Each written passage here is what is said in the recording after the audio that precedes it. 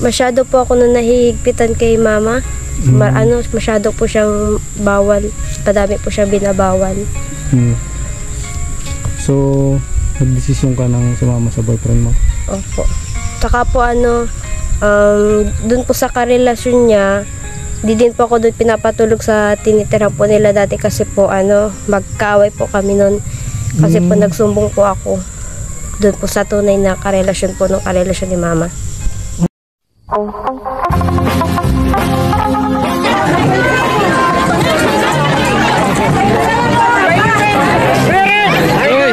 Lagi po kayo pinapanood. Sinundan ko kay Kuya Mans. Kuya Mans,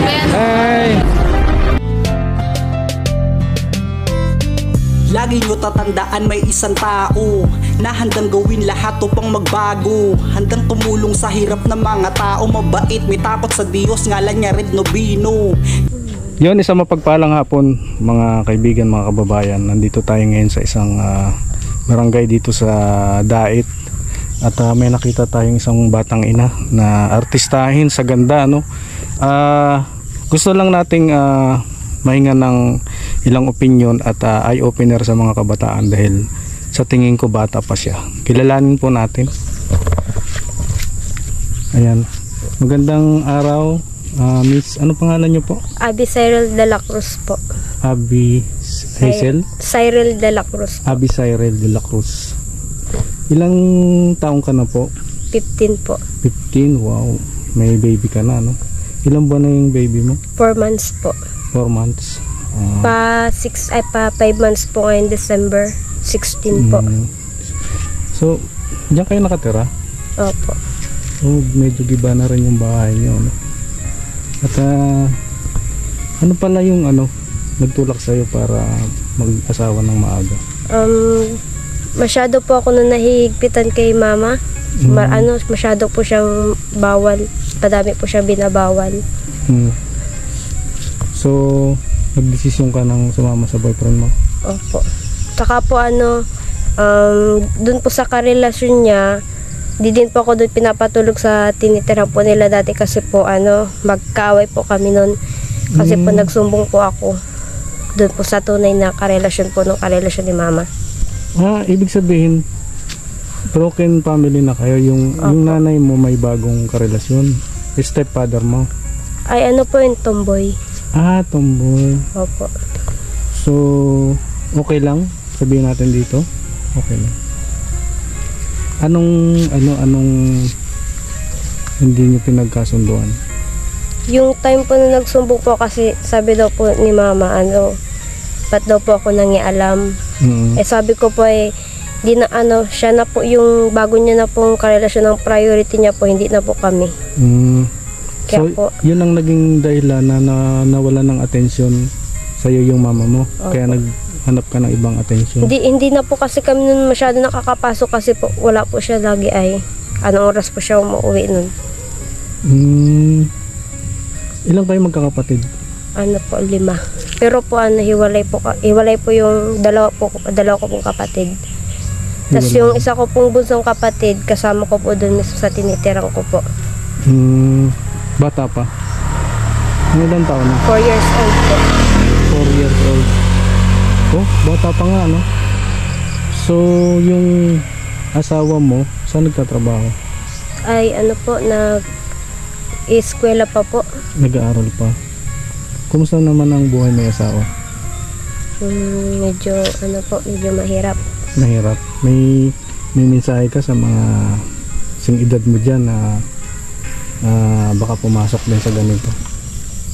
Wag muna po silang padalos-dalos, sundin po muna yung utos ng magulang nila. So may may plano ka pang mag-aaral? Opo.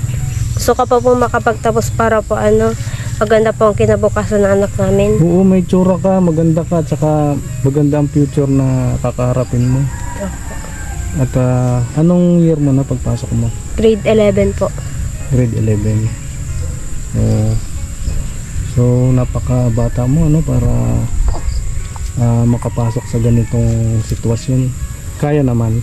Opo, kaya naman po. Kaya naman, hindi ka naman nahirapan. Hindi naman po masyado. Hindi masyado. Pero sa emosyonal, nakapag-isip ka rin. Opo. Pero kung wala naman po ako pinagsusiyan, Wala kang pinagsisihan. wala naman po. So, ayun. At anong palayaw mo? Abi lang po. Abi. Si Abi. Yan, at nakausap natin si Abi. Nandiyan yung asawa mo ngayon? Wala po. Wala. Sige. At anong kung may kahilingan ka sa buhay, anong gusto mong kahilingan? Pwede ba malaman?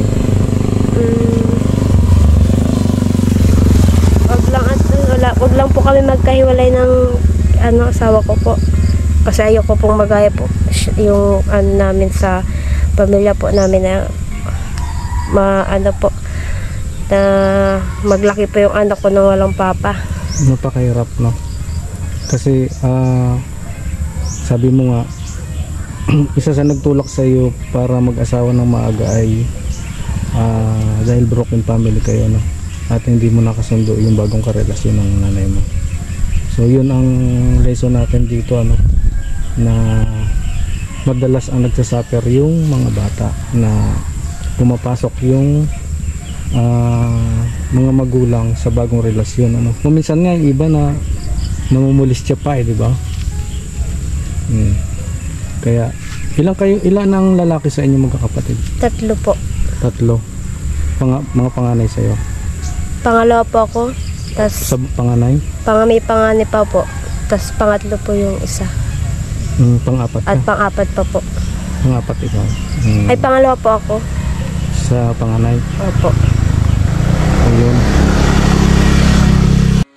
Habang kami ay nag-uusap, ay lalo akong naawa kay Abi.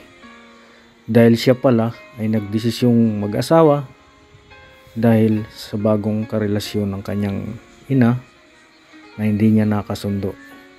Ito po ang mahirap, ang nagsasuffer ay ang mga kabataan sa pag-aasawa ng kanilang magulang sa pangalawang pagkakataon. Sino palang may-ari nitong bahay na to? Yung papa po niya. Papa ng Asawa mo? ko po. Ayun. So, at nangailangan din kayo ng siraan na yung bahay niyo. So yan po, marahil ay magtataka kayo dahil nakapayong na si Abi. Ayan. Ang lakas po ng ulan, inabot kami ng ulan dito sa harap ng bahay niya. Nahiya naman po akong pumasok kasi wala yung asawa niya, at baka kung anong isipin. Abi, bibigyan kita ng panggastos, ha. Thank you po. Ano ba yung anak mo bumibili o nagbibili sa'yo o bumibili ka? Bumibili po ng gatas. Gatas. So kailangan mo rin ng financial, no? Pwede bang tumulong ako mag-support? Okay lang po. Okay lang. So ayan, lumalakas po yung ulan. So yun, maraming salamat, ha. Maraming salamat. Lumakas yung ulan. So ayun po, at medyo lumakas na po yung ulan. Pumasok na po sila at yung bata baka magkasakit.